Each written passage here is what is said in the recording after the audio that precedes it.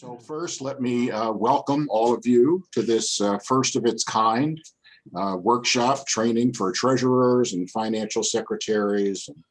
Some clerks are here. I know we have some pastors here. So a great word of appreciation for all of you who signed up. I was overwhelmed with the list that we have here of all those who had signed up. I thought it might be where 5 or 6 are gathered. So we're very, very grateful. Sue and I talked about such a gathering some time ago. We think it's important as a presbytery to do all we can to be resources to our churches. And so this is part of the work of the church, obviously, the financial side of it. And so we're glad you took us up on this opportunity to do that. I always want to start these kind of gatherings with the big word of thanks. Thank you kindly for your faithful stewardship and the cultures of generosities that are in all of your churches. I actually have Dennis and I work together. Dennis opens the mail that comes in and sets up the checks and the bills, but the deposits, and then he turns them over to me, and I do the deposit slips and take it to the bank. And it's really quite overwhelming to see the remittance, the checks that come in.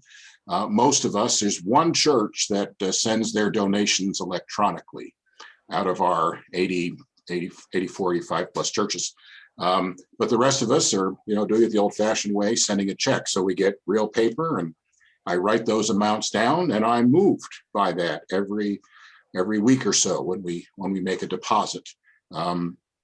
And that's thanks to the generosity of all of you all and the members of your churches, the congregations that participate in the per capita giving and the shared mission giving of the church. So always a great word of thanks and appreciation to you all for that generosity. So the plan tonight, we have some guests with us. Matt Messier is there. Matt, you could wave. And Carlin Beekman is there. Now, Matt is in Raleigh and Carlin's in Florida, right? And they work for a company called Foundry. And they're going to tell us a little bit about their work in helping to sell or helping churches to sell property, whether the church is closing or whether a church is deciding we need to relocate. And they'll get us up to speed on that. Hello. Sue and I are going to talk about some kind of practical things about remittances and how funds come into the Presbytery from the generosity of our churches. We'll have some time for any kind of questions that you all have. And then we want to do a little conversation about stewardship in the church. And Sue will start that. I'll say a few more words. Then that's the plan. And I hope that is a blessing and a benefit to you all. So I want to pray, and one of the prayers that always comes to mind when we talk about stewardship in the church, I'll just tell you the prayer. I read it years ago. It's kind of counterintuitive. The prayer in our Book of Common Worship goes along the lines of, Lord, thank you for resources that you give us and bless us with. And it has this amazing line: keep the church poor enough to preach to poor people. Okay, that, never weigh us down with accumulated resources. So there's an awareness that sometimes we, make us rich, right? I want to be rich. Well, the prayer for stewardship in the church is keep us poor enough to preach to poor people. And then the next line is, and humble enough to walk the way of the despised. Never weigh us down with accumulated resources. Help us so that we might travel light in the world, sharing your generous love through Jesus Christ our Lord. So that prayer always hit me. I pray that, and people kind of are shocked. What do you mean keep the church poor enough? Well, we want to make sure we keep the missional focus of the church, right? We're not in the business of making money for the purpose of making money to enrich ourselves. We, in our Book of Order, there's a wonderful line about a faithful stewardship, one of the essential marks of our church, an essential stewardship that shuns ostentation. We don't want too flashy things, right? and helps us make proper use of all God's gifts. So that's the theology, if you will, that we want to bring to all of our work and to our gathering tonight. So let's begin with a word of prayer. Gracious God, for the gifts and blessings and benefits that we have enjoyed and have been blessed with this day, we are grateful. For the many opportunities we've already had this day to serve your purposes, to be your people in the world, to do our level best with your help, to follow the way of Jesus, the way of love, the way of justice, the way of peace, and the way of joy. We thank you, O God, for this gathering of servants this evening, members of our churches, treasurers, clerks of session, pastors, others who are here to also serve your purposes in the world as we look at the finances of our church, our shared resources, the abundance with which you have blessed us, and how we can be good stewards of that abundance. We give you thanks for common work that you call us to do, to be your faithful people in the world and exercise your love and your justice. So bless us and keep us in our time together tonight. May it be a blessing to us, and as others join us and as others watch this recorded video, may it also be a blessing to them. And we ask this in all our prayers through Christ our Lord. Amen. Amen. Amen. Let me introduce our executive presbyter, Sue Krummel. Glad you're all here. As you know, this is being recorded, so you can share it with other people in your church. And we're going to introduce our guests. Take it away, Ken.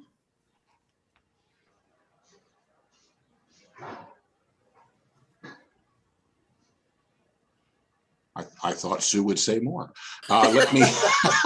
She'll say more later, don't worry. So let me introduce Carlin and Matt. They have a short presentation for us, and they're going to tell us about this company called Foundry Incorporated. So Carlin and Matt, thank you both. Well, thanks, and I appreciate your time greatly. And we're going to try to hopefully bring something useful for you all. One is, we're in difficult times in some respects. There's a lot of change going on in the world. And my father would always tell me, Matt, one thing you can be sure of is the church is never in trouble.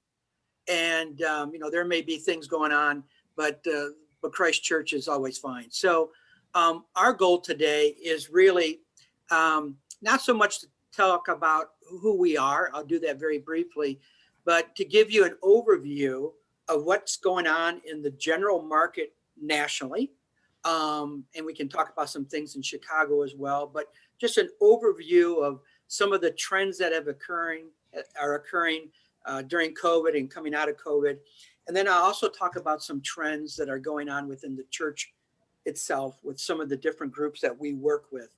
And just briefly, I'm with a company, Carlin and I are with a company called Foundry Commercial. There'll be a slide here in a minute, but we work in a section that all we do is assist churches and not-for-profits with their real estate. So we've assisted just over 3,000 churches and schools with the sale or purchase of their property. But our goal here is to help you all be good stewards with what you've been entrusted with. So stop me at any time.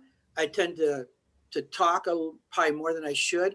Carlin will bring me back to the path as if I steer off too much. But so we're going to go ahead and start. And again, just jump in and ask some questions, and we'll take it from there. So Carlin. Yeah. And feel free to, if the chat's easier or to unmute, we can answer any questions. And then also we'll save time at the end for questions as well. So whatever everyone's most comfortable with, we want to make sure that we answer anything we can.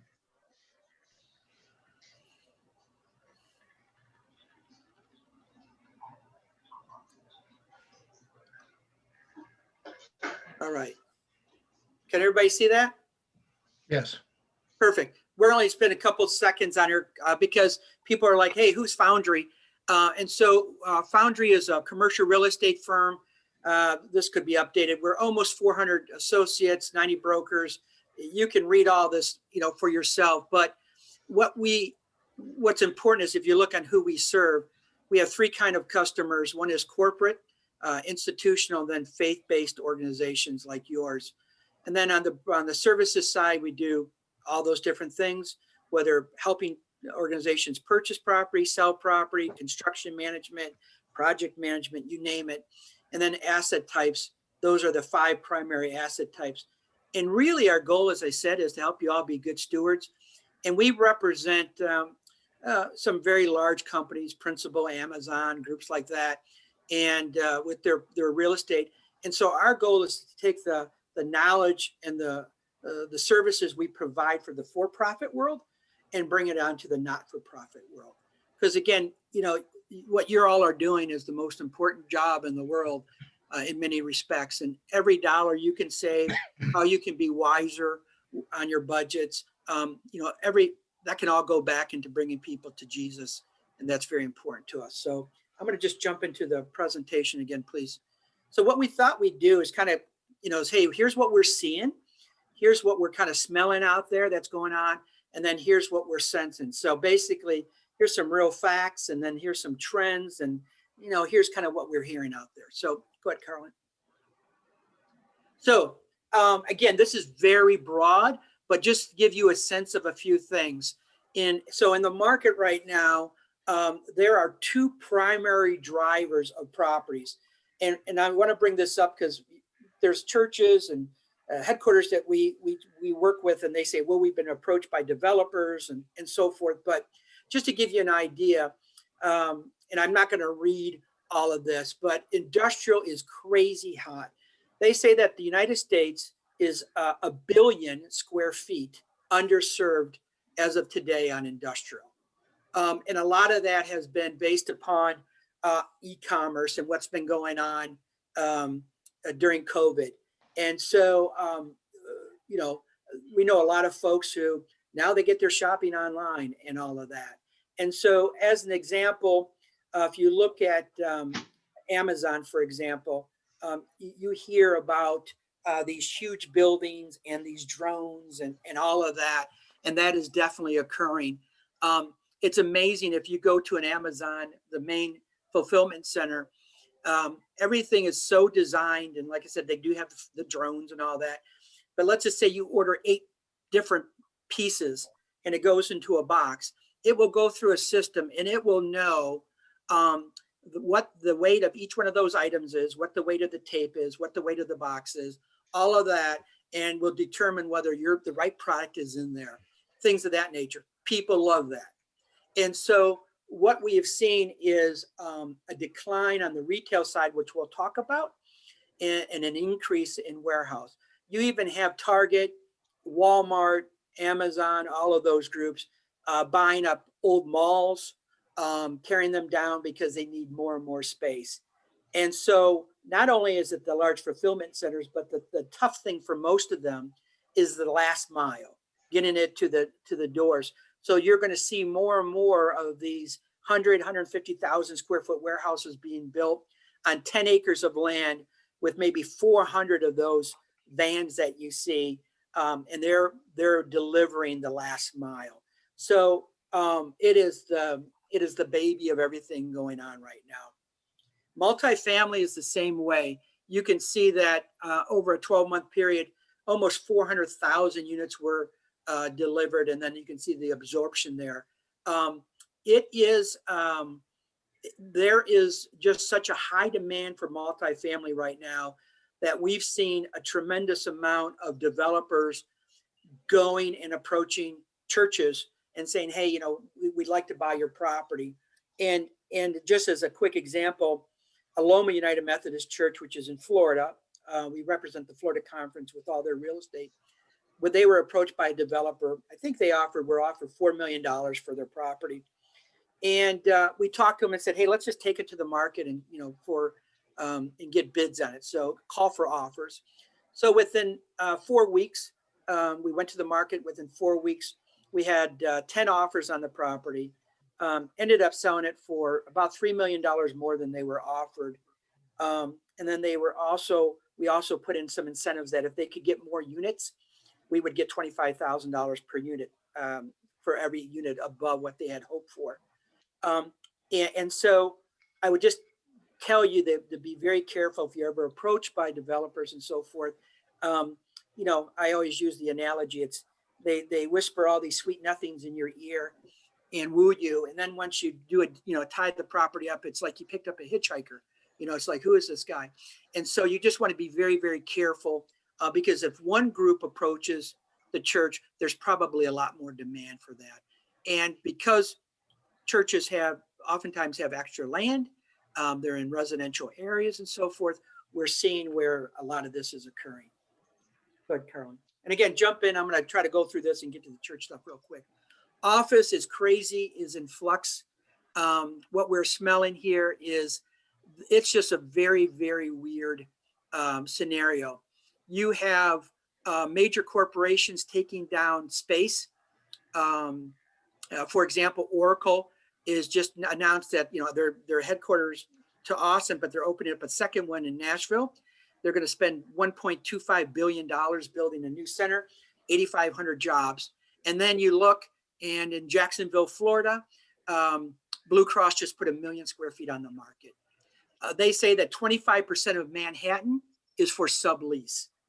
And so no one really knows what's going on with office. It's just every company is looking at it a little differently. Pinterest was just spent $90 million to not occupy a building that they had signed a lease on. So, just kind of all different things that we're seeing on the office side. What we are kind of sensing and smelling here is that it's not like everybody's going to go and work from home forever. We are seeing where some companies are saying we can do that, but a lot of companies can't. There's a lot of reasons for that. One of them is mentoring, is that they're building a culture and a workforce within the company.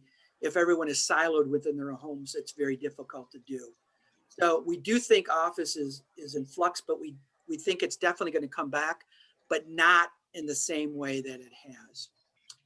And then retail, I don't know if anybody's ever, watched like one of those, the Goodfellas or one of those movies, mafia movie. Retail is kind of like that, real bloodbath. It's just got a lot of things that are difficult right now. If it's a grocery anchored center, things are fine. But because of e-commerce, there's just a lot of empty, what we would call big boxes, big open space. You can see about all the problems many of the malls are having. And so, we believe you're going to just see a lot more retail coming on the market. The restaurants and theaters especially have been in distress. And they're saying that probably because of COVID nationally, restaurants always have a hard time, but at least 40% of the restaurants will close permanently. So the good news for churches, though, is that as some of these big box open, as churches are growing, they can sometimes buy this space and get into it pretty inexpensively. And a number of our clients, especially our multi-site, are buying these large big box buildings because they have parking. They're big and open, so they can build out whatever they want inside. Major road, so it has good access, and they can typically pick it up for a fair price because there's really not a lot of competition. Okay, Carolyn. So here's what we're sensing. This is not going to come to a surprise to anybody, but we are having one of the largest population shifts in the history of our country. And so Tennessee, for the first time, claimed the #1 spot as far as growth is occurring. You're seeing companies like Goldman say, hey, you know what, we're pulling out of New York. Groups are pulling out of California. As I mentioned, you see there, Oracle is moving their main headquarters from California to Austin, Texas. So you're just seeing one of the trends is a huge population shift into the Sun Belt and out west.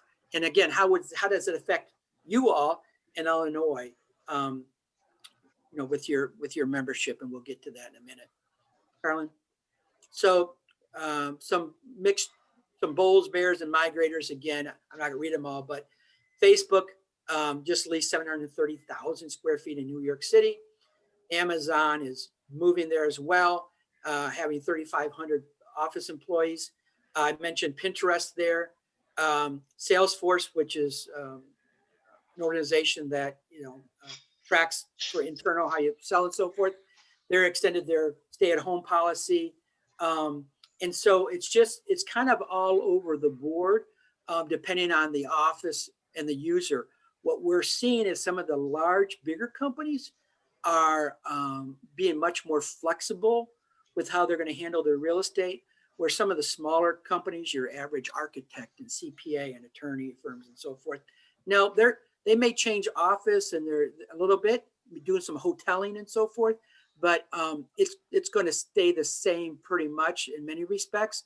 And the smaller companies are the ones that have all kind of come back much quicker than the larger companies. And then migration, as we talked about, Tesla moving from California to Texas, and Disney in Florida, Disney World opened way before Disneyland in California. And it's rumored that a lot of their management jobs are going to move to Florida. So key takeaways. COVID is kind of the accelerators, the gas that was poured on some trends that were going on already. And you can see again, interest rates, one of the keys, especially for churches, are really low. We just saw a deal done for a church, and I think their interest rate was 3.5% fixed for 7 years, which is almost unheard of. And then, like we talked about, grocery centers and so forth, you're going to still see growth there.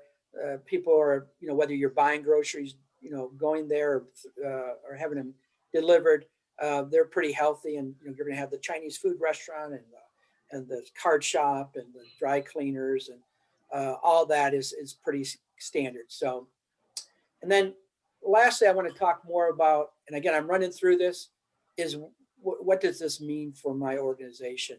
And so a couple of things that we're seeing. First, the church is transitioning from a geographic presence to an online presence. We have talked to, and I'm going to shut off my video because it says I have unstable internet. We have talked to some of our, a number of multi-church sites, and they said, we used to think we are a geographic church with an online presence, but now we've realized we're an online church with a geographic presence. So what does that mean? That means we're going to invest a lot more dollars into reaching people online than investing in more and more buildings.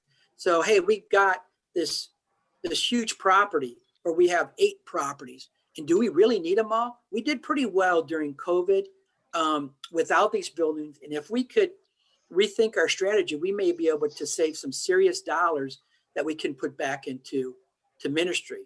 So that's kind of redefining what is going to church. I'm 58. When I was growing up, we went to church Sunday morning, Sunday night, Wednesday night. And if there were a gospel meeting, as they called them back then, we were going to that. Today, if you attend church twice a month, you're considered full-time.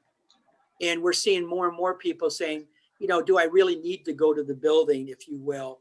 Can I do things from my home? And so one is, what does church look like? The second thing is ministry always needs to dictate real estate. Real estate should not dictate your ministry. So what we're seeing is churches really stop and think and say, wow, we have this building, so let's figure out what to do with it. Now that's kind of backwards. That's the tail wagging the dog. It should be, this is where we think the Lord is leading us. This is the community we want to serve, or the group of people. We're near a university, so we really want to try to meet those needs. And sometimes the building works great, and sometimes the building doesn't. But always look at your real estate and what you're trying to do through the lens of ministry. The example that I gave you all for Loma United Methodist, they're very close to University of Central Florida and another college. And they basically said, a lot of these kids we're trying to reach, they're not looking to come to some older, 500-seat auditorium, your standard, church, if you will. Why don't we sell our building? And what we can do is take that money and we can build like a coffee shop. and maybe a student union type facility where they can come and do homework, or, play some games, or, we can kind of reach out to them. We can maybe bring tutors in on certain things, but kind of meet them at their level. And so that's a great example where the ministry kind of dictated how they're going to handle their real estate. So again, I encourage everybody to kind of figure out what your vision is, where the Lord is leading you, and then, how does that express itself? Another trend, which is really kind of cool, is the opportunity to redefine the purpose of the centralized office, or really the church, if you will. We represent a group called the Christian and Missionary Alliance, a denomination you may have heard of. And so they are in Colorado Springs, about in a 60,000 square foot office building. They are right across from Focus on the Family. It's kind of like a very large business park. And they said, we're in Colorado Springs. Half of our congregations are people of color. Colorado Springs is like 2%, people of color. It's really expensive to get to us. And we're an office building. The only people we encounter are ourselves, people of the same tribe. So we met with them, and we took an exhaustive approach of, where could they possibly relocate?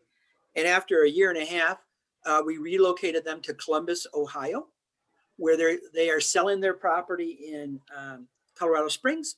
They're going to build a 200,000 square foot facility, which will have event center, which will have medical facilities for the working poor, a coffee shop, all of these different things, so that the community will come and they can offer service. And the concept is, where can we have church, community, and commerce all come together, and where we have an ability to tell people about Christ.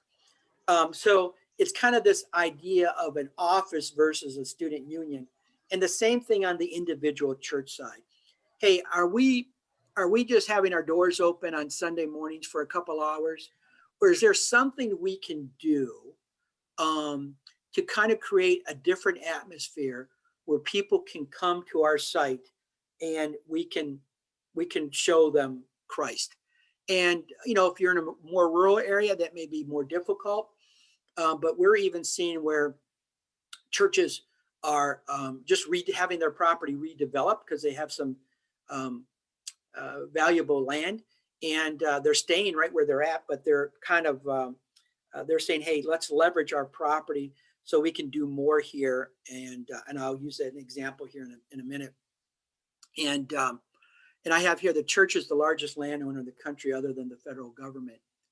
Please don't take this from our discussion. Hey, Matt, so you're saying we should all sell our buildings? Absolutely not. I would love for you, quite frankly, if you didn't sell any, in many respects. But what I want us to understand is that oftentimes we're sitting on some property that may have other uses that you can create an income stream, or you can create a need or fulfill a need for the community. I believe it was First United Methodist down in Miami and Biscayne. If anybody's familiar on Biscayne Boulevard, it's, pretty expensive. I believe they sold 2 acres for $40 million. And but part of the deal was, hey, when you build, what we want is a church on the first floor in perpetuity, where we can continue to serve the people around us, the people that you're going to put up on this how many story building that they're building. But so we're not looking to leave. We're looking to leverage the real estate we have so we can do ministry better. And so, 60 years ago, you have churches who bought on a dirt road, and today they're sitting at Main and Main. Yet all of this this equity is tied up doing nothing. And is there a way to figure out how it can be released in order to do more ministry? And that's just not for downtown. We're working with churches that own like excess land, and they're like, hey, maybe we could put assisted living next to us, which is another hot area, and we can service the people whose families are in there and so forth. And so we don't have to sell our property. We just, can better utilize it. In my own church, we just recently did that. We had eight excess acres we've been mowing for about 30 years. And we decided to do something with it. And we ended up selling it to United Cerebral Palsy. And they're building a charter school for kids with special needs. And then they're right next to us. We're going to have shared parking.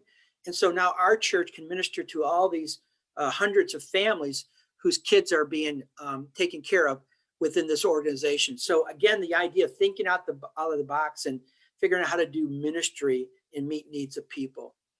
And then what processes are in place to ensure the church is the best steward possible with real estate that it's been entrusted with. And so I would just, again, encourage you that I think over time, as the economy is growing in a lot of those areas that we have, that, if someone approaches you, and it may seem like a good deal, great, but really think hard about what is the vision of the church? What is the mission of your, each one of your churches? Because once you do sell something, you can't get it back. And so, hey, we're going to sell this parsonage off, or we're going to sell this little piece. Well, that's okay. I'm not against that, but I would say, how does that affect the church 10 years from now if you needed more parking or something of that nature? So I ran through this really quick. Hopefully you have some questions. And there we are. And I'll go back to put my video on so you can see me, and just see if you have any questions on anything we talked about and how we can help you all be good stewards. Hey, Jim. Hey, quick question. When you said churches are transitioning to online, any idea what percent of them are doing that? And are they doing all online? No. So I don't have a percentage. I can say a lot of the, I would say a lot of the more, the mainly, I'm not going to say non-denominational, but a lot of the churches that have satellite locations, the Elevations of the world, the Life Churches, the Summits, groups like that, they're what they're kind of backing up and saying, wow, there's so much more we can do online. For example, there was a church that was telling, that we were talking to, and they said, COVID was really tough. So what they did is they had every night, one night a week for the entire church, people could come in on Zoom. And since they couldn't meet together, they did dance lessons. They did, here's how you bake the perfect cake. Hey guys, this is what a date night should look like. And had a guy, pulling a chair and things of that nature. And so what they were saying was, well, we can do a lot of kind of nifty things. And do we really need 9 locations? Or do we really need a 50,000 square foot building? And we could get by with 10. And so what I think we're seeing, Jim, is an acknowledgement that they're going to invest much more into how to connect well with people. How do you track who's joined you? Those type of things. How can you reach out to them? So I think we're seeing that more. But no, it's not like traditional churches is going to end, if you will, by any stretch of the imagination. It's really having an understanding of who you're trying to reach, and how can that be expressed. And just real quick, and I think David has his hand up. Well, I was just say, I have a condo over in Daytona Beach Shores, and right across the street is a Disciples of Christ drive-in church. And I was like, a drive-in church? That is kind of odd. And but it used to be a drive-in theater. And instead of having the old thing you put in your window, if anybody remembers that, now you just turn on the radio. So we decided to go one time. And I bet you there were 200 cars in this large grass area. We put on the radio, and I look over, and there's a guy sitting in the car next to me. He's got his feet up on the dashboard, smoking a cigarette, and And I'm like, but he's at church. This is great, you know? And when the preacher said something they liked, you know, for amen, they honked the horn. And they did communion, you know, when you came. But the point I'm trying to make is that's not for everybody, but that resonates in that area for a lot of people. And so that's where, you know, I think there's certain churches that say, you know what, maybe we don't have the facilities that we like to have, you know, for fellowship or different things, but maybe we can invest in more into online technology where we can meet people in a different manner. I don't know if that was answer your question, Jim. Thank you. No problem. David? First of all, thank you so much, Matt. This is phenomenal. I feel like my very limited financial training is like I was given a hammer where I need a scalpel. And so Right. I really appreciate this. No problem. One of the ways I was taught to hammer is like I was taught that when you have a 501c3, you never want to do anything to threaten that. And using land for profitable purposes to generate revenue could threaten that. I don't even know if that's true, if it's more nuanced than that. But can you just give me a sense of like how to analyze, like if we want to use a part of our space to open a restaurant or something, I don't know, or a cafe or something, how do we analyze the cost benefit analysis with having to pay tax on that part of the land? Where do I even start learning about that?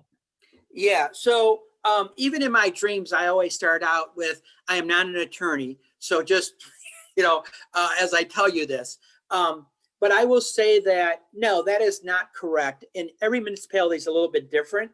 But in general, what you're talking about is unlike income.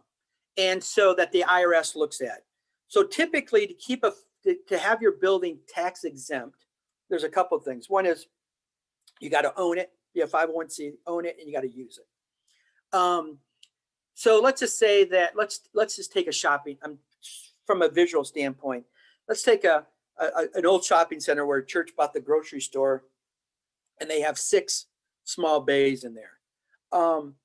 Typically, what's going to happen is that you're going to have to pay real estate tax on the portion that is not being used for 501c3 purposes.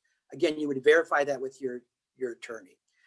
That's one part. So you have real estate taxes. The second part is income tax. So, and we're doing this with our own right now and on my own church, because we rent to a few groups, schools, and we're told that we have to pay income tax as long as we have debt on the property. If we don't have a mortgage on the property, we don't have to pay income tax. I have no idea why that's like that.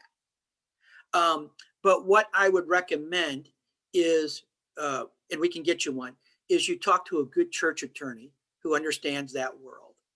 But no, it's not like, oh, we rent out 1,200 square feet, so now we've lost our tax exemption and all that type of thing. That's typically not how that is. And I wish we have it. I don't know, Carlin, if you could pull it up somehow, but I was in St. Louis. Remember the church that they turned it into the coffee house? I don't know if there's a way we could bring that up, but so we do a lot of work for the Lutheran Church Missouri Synod, and what they did is they took a church that was right across the street from, I think, Washington University, that was in rough shape, and they converted that building into a huge coffee shop that they use on Sundays for church. So when you walk in, and they got this outside area that's really nice, and the inside area, you walk in and it's churchy feeling, but you got Wi-Fi, you got coffee and all that. And they're really trying to figure out how can we use something that's 24/7. So I think the key is, and there also another factor is zoning. You got to make sure your zoning will allow certain uses. A lot of the churches are in residential areas. And even if it could turn out to be a coffee shop or wherever you're talking is a great use, if it's considered commercial, they may not allow that for you. And then I'll say one more thing, David. Again, always let's talk to an attorney first and make sure. But the church has a lot of ability to do things under the umbrella of a church. The government, there's no doubt that the government continues to infringe on Christian liberty. But for example, if the church has a daycare, that's under the umbrella. That's an ancillary use of the church. If you were to rent to kindercare, they could say, no, you can't do that because of zoning. So if your coffee shop is part of your church ministry, if you see where I'm coming from, then you should be able to do that. But if you rented it out to, somebody to run a coffee shop, that might be different. So there's a lot of nuance there, but I will say that you definitely need to check out. Don't be scared to say, hey, you know what, guys, let's really re-examine our real estate, because we're right across from a university or something. And then you get the right people to ask some questions. I don't know if that's helpful or not. It's really helpful. I would love to get that reference to an attorney that you mentioned. And I'm also wondering if you are personally available for consultations. Yeah, our job is to help you guys be good stewards. I am geeked up when I hear about a church that's trying to play offense instead of defense. We get excited. So happy to help you any way we can and try to get you some names. Chicago's a weird place, though, man. It's like I in that area. I know you're not all in Chicago, but with aldermen and all these other things, there is a lot of hoops to jump through. So it's like anything. It's if you got the right connection, or if you talk to your alderman and say, hey, this is what we'd like to do, and she or he thinks that's a good idea. Next thing you know, you got people working for you. But yeah, we can get you some names to help with. Thank you. Yeah, and Vicki, you have your hand up. Well, I raised my hand before David said it would be very helpful to get a specific name of a good church lawyer, but that's what I would like as well. I am an interim of a church that's small, but it has a huge 4-story building that's half a block large, and it has made good use of renting the space to nonprofit organizations, but we've been acting as if we are limited to only be able to rent space to nonprofits. So I would like to know if that's true, or if we branch out from that, exactly what other complexities do we need? So really the same issues that David raised, but we're ready, for a name of a good lawyer. So that would be helpful. Yeah. I started, I think everybody's freezing. It's my fault. Yes, we can do that. And like I said, every municipality is a little bit different. And so you just want to make sure about that. And so I will get you a good Chicago attorney who understands those type of issues.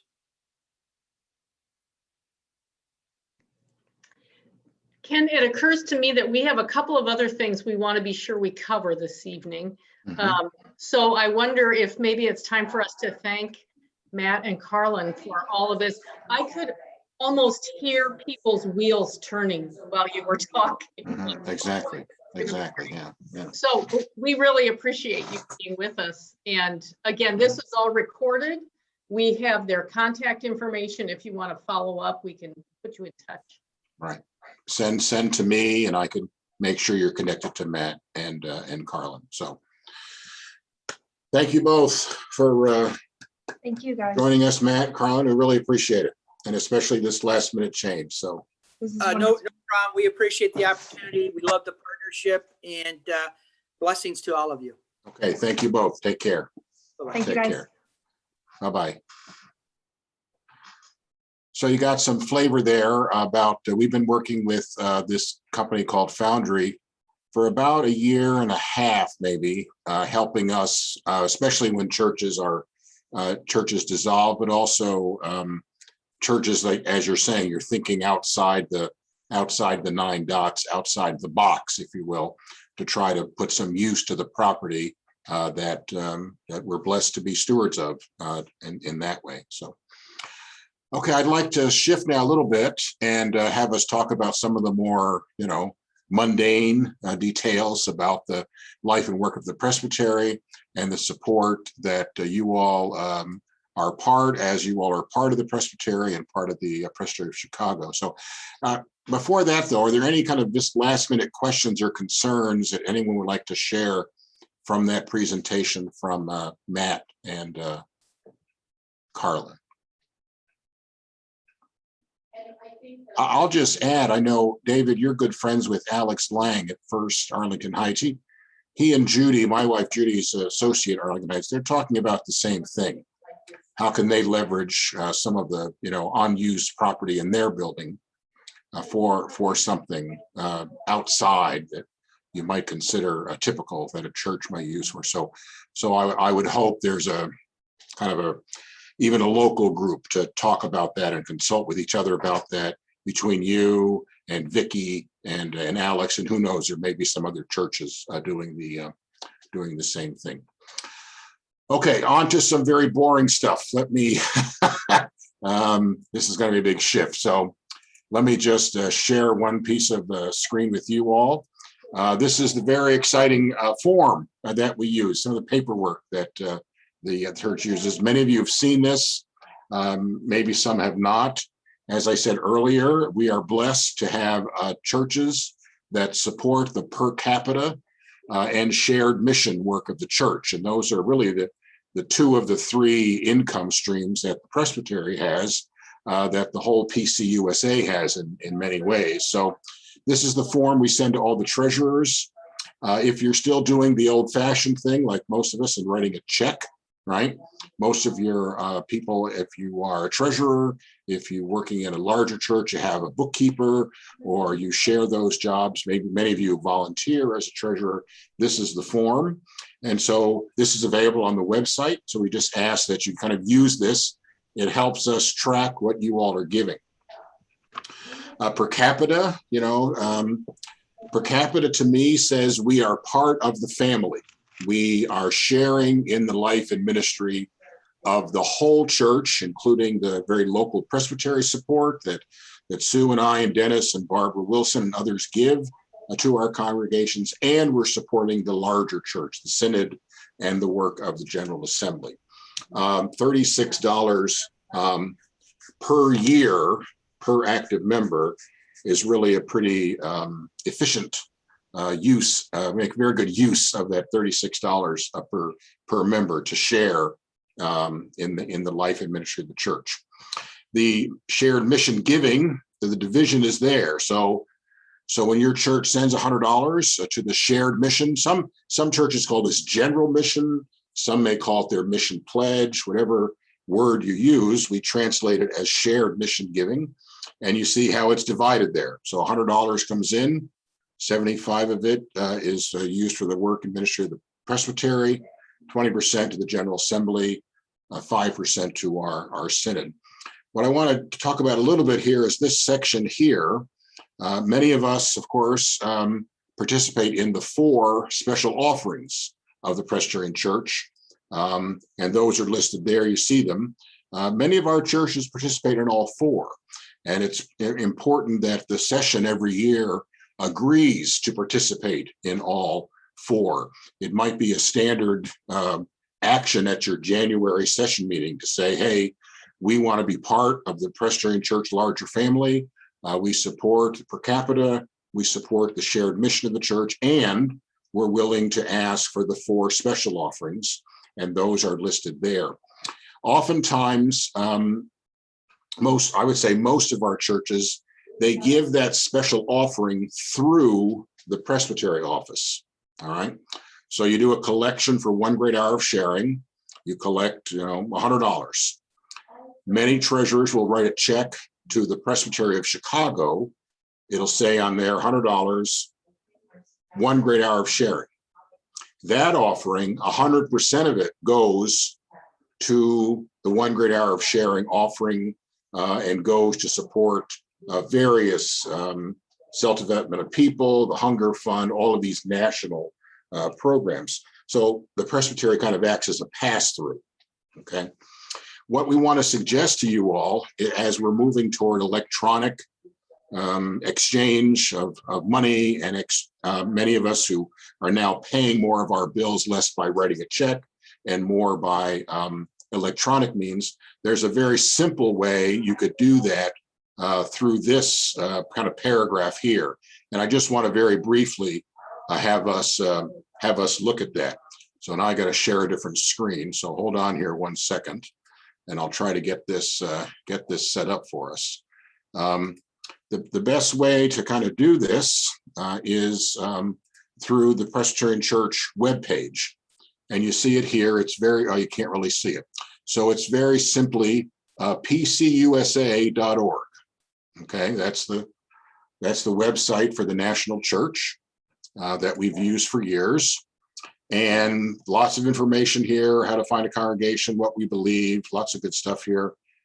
Look up your church, type in your zip code, do that. There's this nice little button now called Give Now. A lot of our churches, as they are using their websites, will have a Give Now right on the first page. And that's a really good idea. Because again, we're not just thinking about the offering coming in on Sunday morning when people show up with their envelopes, but we're thinking people contribute electronically and do it this way. So you click on Give Now, and then you're brought to this list.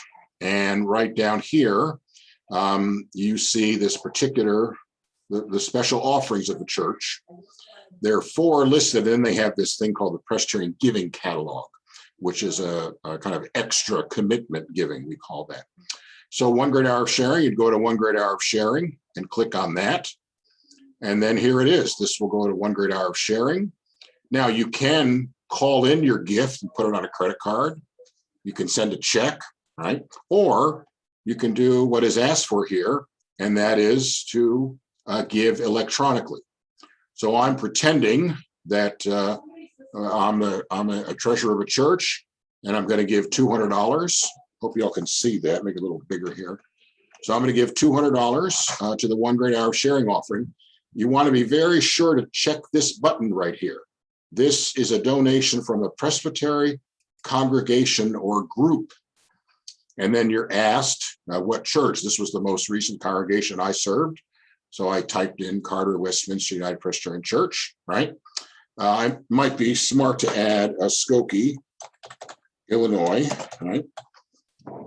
The city where that church is. Next. And then here it is. I can do this by credit card, check, or most of them do it by bank account. You click on bank account, just like you're paying your electric bill, your gas bill, whatever at home. Bank routing number, bank account number, account type. Most of them are checking accounts. And then you click, put in your personal information, verify that you're not a robot. I love that part. And then make your gift. And so that's one way to participate in these special offerings. To be perfectly honest, it saves us a step for you all, saves a step for the Presbytery staff if you all are willing and able to give those funds directly, right? And helps with stewardship of trees and postage and envelopes and all that good stuff. So are there any questions or comments about that? It's kind of just simple information to pass along. Vicki, please.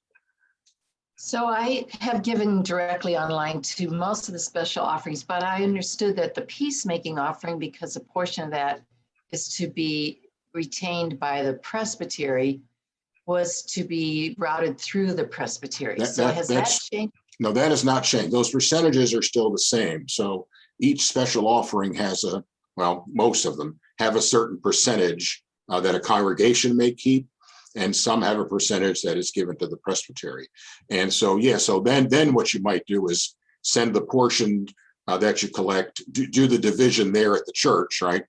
60%, or is it 66% to the General Assembly, and then the other percent to the Presbytery. Yeah.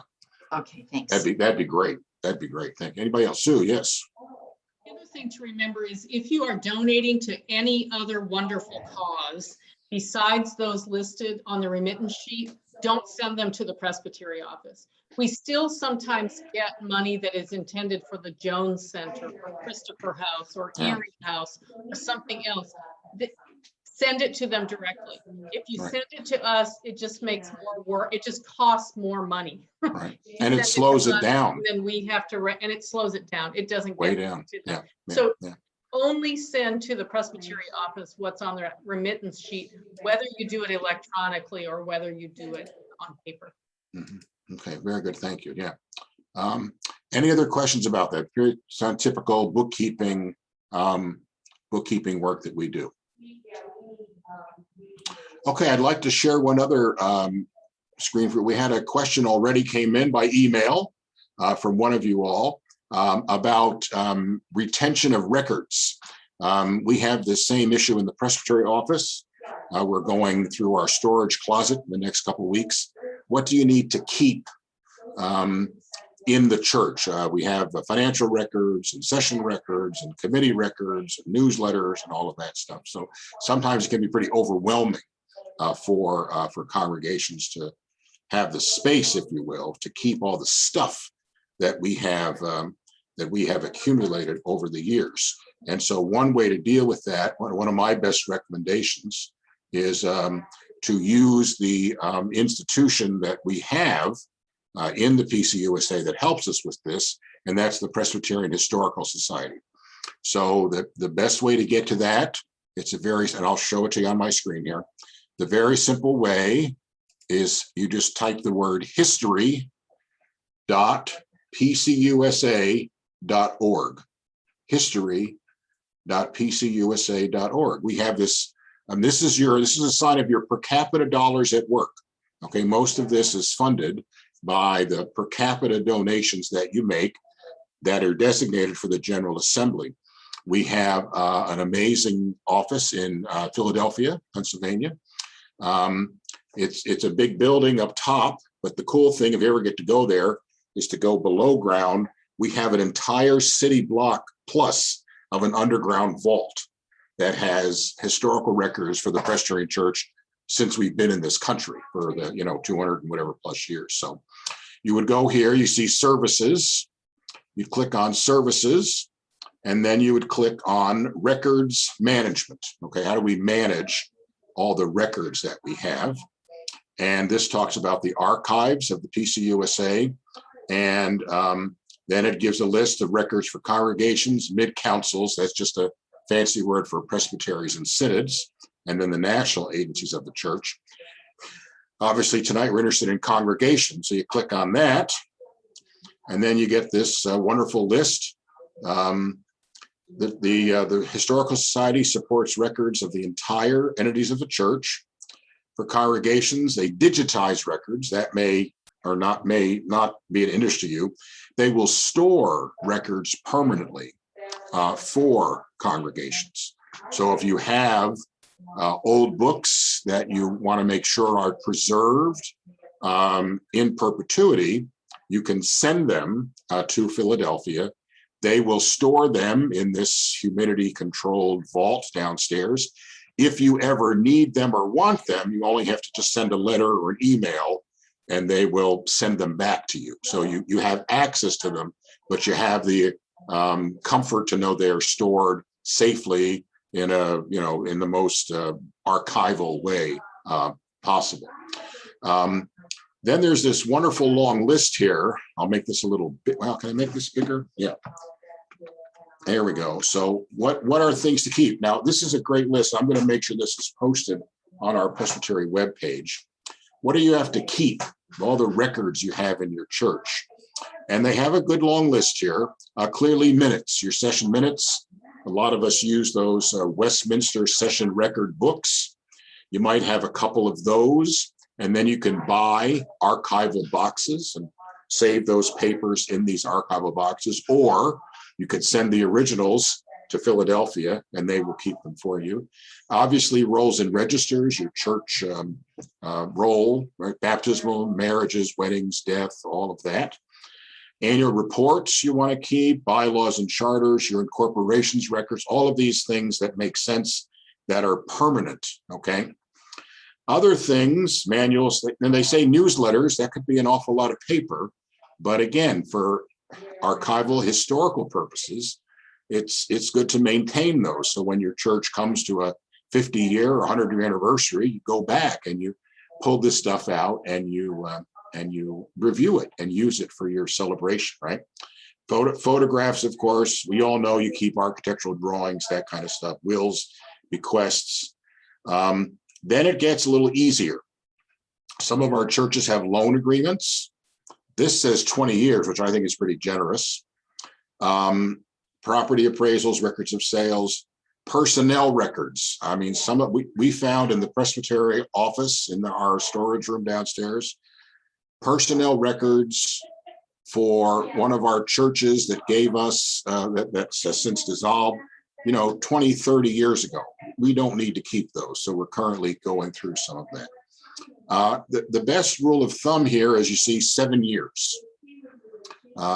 And what we do in the office is we just set years. So as the business manager, I preserve, the recommendation for the Presbytery is 10 years. So I have boxes labeled, right, for every year of all of our accounts payables, accounts receivables, payroll records, all of that I keep for 10 years. So I just put together the box for 2020. I'm bringing that downstairs. I take the box for 2011 and I have that shredded. And so I maintain, and each box is labeled, right? 2020, it says on the 2020 box, shred in 2030. And then I know what year that particular box has to be shredded.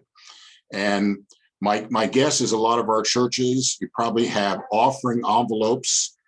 A lot of times, at least churches I've served, they had offering envelopes with the paper around it and rubber bands around it with the date on it, piles of these in boxes, 10, 20, 30, 40 back years. You do not need to keep anything more than 7 years is the recommendation here. Some things even less, and maybe that just makes sense to us. But this is a helpful list, and we'll make sure this is posted on the Presbyterian website, so you can look at that and know what is important to save, and then what is important to let go of. And again, the Historical Society will keep for you any of your permanent records that you would like to have them maintain for you. You still own the records. You can get them anytime you want them, email, right, from the clerk of session. And because I've had to do that already, I had to ask for something to be sent back, records from a church for checking a baptism. And then also, if you need to check a baptism ever, we've had this happen actually 3 or 4 times since I've been in the Presbytery office as the clerk. Wanting a baptism, sometimes someone is getting divorced and remarried, and it might be to a Catholic, in a Catholic church, and the priest wants a record of their baptism. I don't know if you all know the date or have your baptismal certificate, in your hand. I do not, but I could get it because I can write to Philadelphia and get that record. So any questions about that, comments, records, session books, keeping all that stuff, any questions around that? Please, Cynthia. I didn't hear you mention, sorry, there's a noise in the background somewhere. Okay. I didn't hear you mention membership record, those who've been confirmed in the church, those who've. Yeah, yes, thank you. That would be the register. We use the words registers, rolls, membership records, whatever word there works best. So, it's the book of life, right? Has all that stuff in there. Now, what I've encouraged churches is, keep 2, keep up to a certain date, that book, buy a new book. They're a little pricey, but they'll last forever.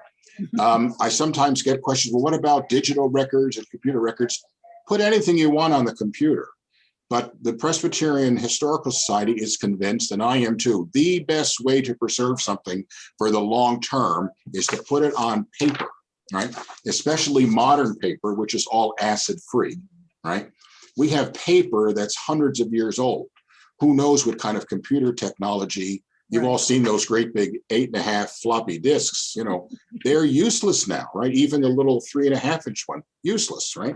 Pretty soon CDs will be useless. We just have these little thumb drives. So put anything you want on the computer, but make sure you also print out a copy of it every year and save it in a file, and then keep that as part of your permanent records. You want to, I keep in the Presturian office minutes. Well, I have 10 years worth now. I think I'm going to go down to 5 years, and I wrap them up and I put them in a box and I label it and I send it to Philadelphia. And if I ever need it, I know I can get it. Okay. Yes, please, Marilyn. We had a preschool for many years, and we have boxes and boxes and boxes of attendance records and grade Wow. reports and all Yeah. that stuff. Yeah. Is there any guidance on retention for that? Yeah, I would, if you wanted to be generous, I would follow this 7-year, Yeah, we could pitch it all. but anything that's more than 7 years old, I don't think you need, Great. Please, Sue. If they have their own insurance policy and you've got a copy of that, keep that just in case something comes back. And if you have employment records for anybody, again, just in case 30 years from now, heaven forbid something comes back. Yeah, I think, what did they say here about personnel? Now this says personnel records, employee records, employment plus 7 years. Now that's interesting. However, in this day, but we have this running debate. If we don't have the record, we can't produce it, right? That's one side. On the other side, injustices have been done to people, and we may need to prove somebody was an employee here.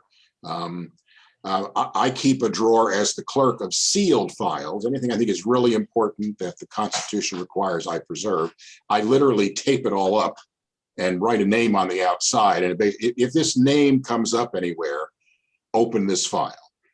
Okay, but that's very rare. I see that Denise has her hand up, and then we're going to move quickly. Oh yeah, we got to move. Yeah. We're going to talk about stewardship just a tiny bit because I know we're already pushing your time. We're not going to go to breakout rooms. Okay. We're just going to talk just a little bit. But Denise has her hand up. Denise, please. I was just wondering if there's a cost to store and or retrieve the documents from the Historical Society. If there's a cost, no, that's all your per capita. If you send the records there, you got to pay the shipping. But if you want something back, they'll do it for you, or they'll research it there for you. Okay, you can just ask for to look up a specific time, and they'll go find it for you. Okay. Thank you. Thanks. Sue, please, let's go on to our stewardship conversation. One other little thing about that. I was a state clerk for a long time too. Any records that you keep locally should be kept in a fireproof location. So a fireproof cabinet, filing Vault. cabinet, a bank vault, although I know some banks don't have those anymore, some place that is fireproof, because we all know of churches that have burned down. Oh, yeah. So you should keep them in a fireproof. And now, you could keep things on a disc or something. It's just so that you have the record. So a background noise might be, you and I are the only ones. There we go. It went away. Okay. It's probably my wife upstairs with the deacons meeting, so I apologize. So we're also in the deacons meeting at First Presbyterian Arlington Heights tonight. My husband is on the Commission on Ministry in the Presbytery, where I'm actually sitting. And so that meeting was happening upstairs at my house today. So not right now. So let me just give you a few little pointers about stewardship. Ken and I don't know, we've never added up the number of years that we were pastors total. A long time between us, we've been pastors. So a few little hints about stewardship. First of all, here's a thing that if you've ever sold cars, you were also told to do this. You sell the benefits, not the features. You all know this. If you have been solicited for money from your university, from the zoo, from the symphony, from the whatever, they do not send you their budget to ask you for money. They send you a story about a baby giraffe, and they want you to give to the zoo. They send you a story about somebody who might not have been able to go to university without a scholarship. A moving story, a true moving story about someone. in order to solicit funds from you. It's like that old saying, if you want people to build ships, don't teach them how to cut wood and mold it together into a ship.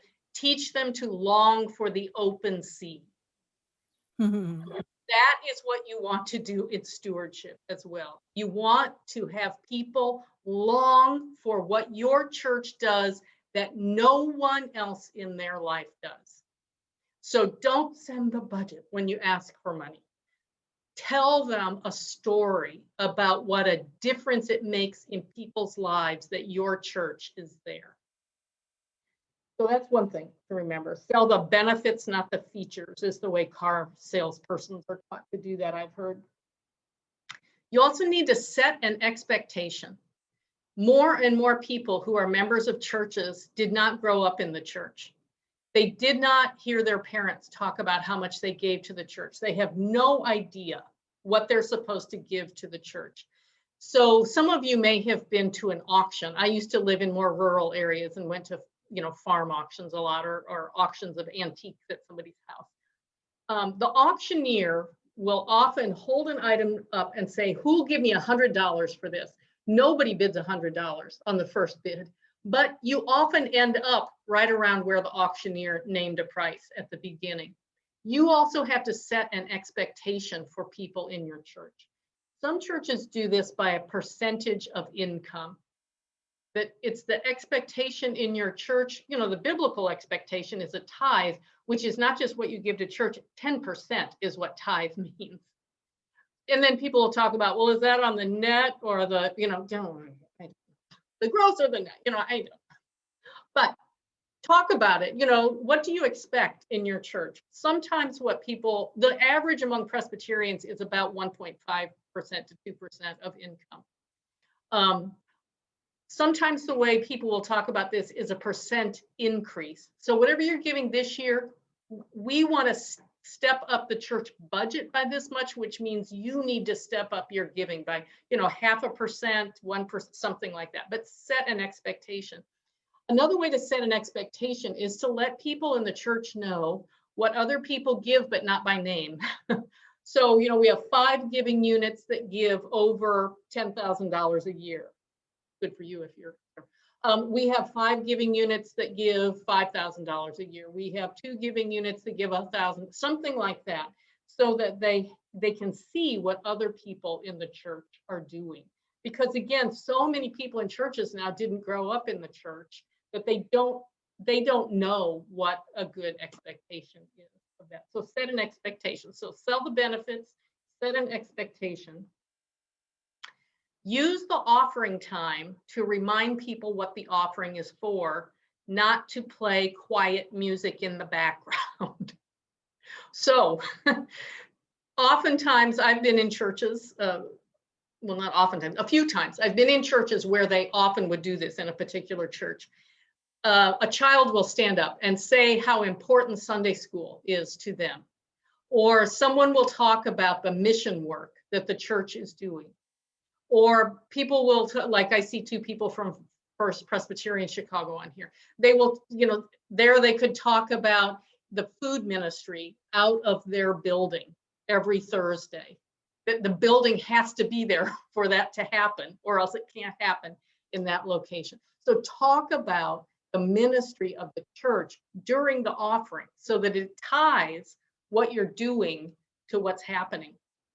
A side note on the offering is, many people under a certain age, I don't know what it is, 45, 50, something like that, have nothing in their pocket or purse to put in the offering plate because they don't ever use cash or a checkbook. You've got to be able to provide them something while they're at church, if you're going to pass an offering plate, for them to be able to contribute electronically. Some churches have a little, like a bookmark in their pews that has a QR code on it that you can scan. It takes you right to the church's webpage, and there's a donate now button there so that they can donate with a credit card while they're sitting in the church pew. There are other ways to do that too, but just remember, people who are my age think, "Ooh, I'm going to put, a $20 bill in or something." I've sat next to my daughter and her husband in church. They have nothing with them they could put in the offering plate. They have no cash, they have no checkbook, because they don't even remember the last time they wrote a check. They don't pay things by check.